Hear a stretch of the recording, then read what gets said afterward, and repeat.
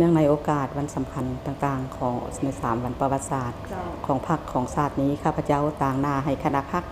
คณะบรรษาพร้อมด้วยพนักงานกรมรักษาสุขภาพศูนย์กลางต่อวันสำคัญดังกล่าวเนื่องในโอกาสคำนับรับต้อนวันสำคัญของศาสตร์ในปี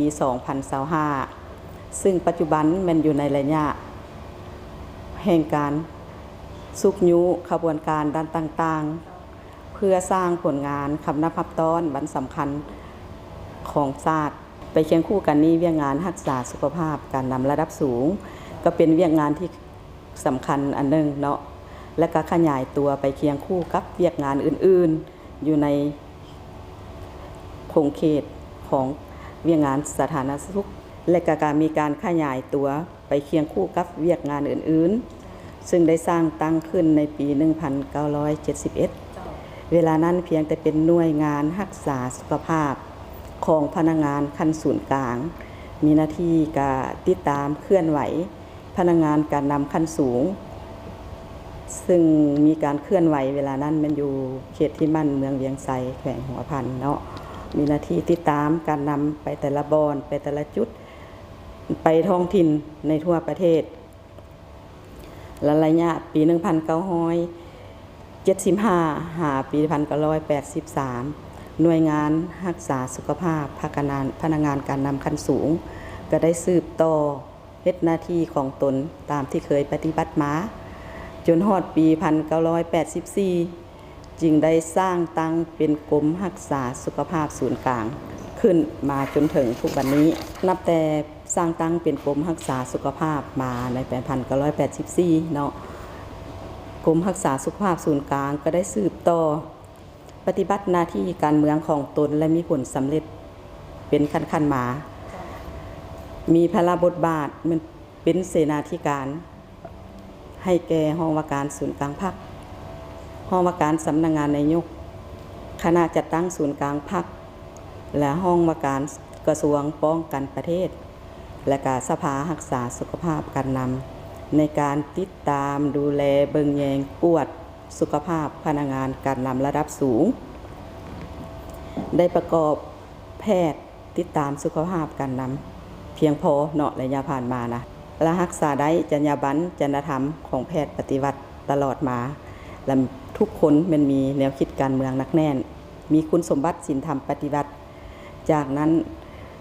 ก็ได้รับการเชื่อมั่นจากการนำภาครัฐของพวกเราเป็นอย่างดีฉะนั้นจึงเว้าได้ว่าตลอดระยะ50 ปีผ่านมาเกี่ยวกับเวียกงานรักษาสุขภาพการนำแม่นเฮ็ดสำเร็จหน้าที่การเมืองของตนเป็นอย่างดีเจ้าในตอนหน้านี้คณะพรรคคณะบรรษาของพวกเราจะได้สืบต่อเอาใจใส่ในการศึกษาอบรมการเมืองแนวคิดให้แก่พนักงานให้มีความหนักแน่นเข้มแข็งและก็ส่งเสริมความสามัคคีให้เป็นปึกแผ่นสืบต่อยกสูงระดับความรู้ความสามารถด้านวิชาเฉพาะให้นับมือนับสูงขึ้นรับใช้การนำด้วยความรับผิดชอบสูงกรรมให้ได้นิติกรรมต่างๆเกี่ยวกับเวียกงานรักษาสุขภาพการนำให้ได้ดีที่สุดในระยะสร้างผลงานคำนับรับต้อน3 วันประวัติศาสตร์นี้เนาะสำหรับกรมรักษาสุขภาพแล้วมันได้เข้าร่วมขบวนการกีฬาเนาะขบวนการการออกแรงงาน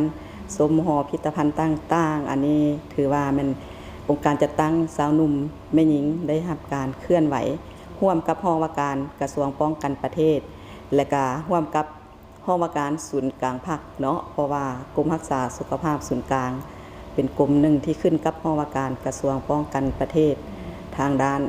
การเมืองแนวคิดการจัดตั้งและการนโยบายต่างๆและรับใช้ห้องเฮ็ดเวียกรับใช้ห้องว่าการศูนย์กลางพรรคแล้วก็ห้องการกระตั้งอยู่กับห้องว่าการศูนย์กลางพรรคฉะนั้นเวลามีขบวนการต่างๆขบวนการออกแรงงานกีฬาถือว่าจะได้เคลื่อนไหวนำทั้ง2 ภาคส่วนเนาะเนื่องในโอกาสวันที่มีความหมายสำคัญนี้ข้าพเจ้าขอแสดงความรู้บุญคุณเป็นอย่างสูงมายังบรรดาอดีตการนำแต่ละรุ่นที่ได้พร้อมกันเสียสละเลือดเนื้อรักษาไว้แผ่นดินอันครบถ้วนของชาติเราเฮาตลอดมาขออวยพรให้บรรดาท่านการนำ ภาครัฐจงมีสุขภาพแข็งแรงสืบต่อปฏิบัติภารกิจปกปักรักษาและสร้างสาประเทศชาติของพวกเขาให้ก้าวขึ้นสู่สังคมนิยมศิวิไลซ์อวยพรแด่บรรดาท่านพนักงานอาวุโสบำนาญการนำบรรดากระทรวงต่างๆตลอดศูนย์กลางลงท้องถิ่นทุกคนจงมีสุขภาพแข็งแรงและพร้อมกันปฏิบัติภารกิจหน้าที่การเมืองให้มีผลสำเร็จและก้าวขึ้นใหญ่หลวงกว่าเก่าขออวยพรให้บรรดาท่านพนักงานนาย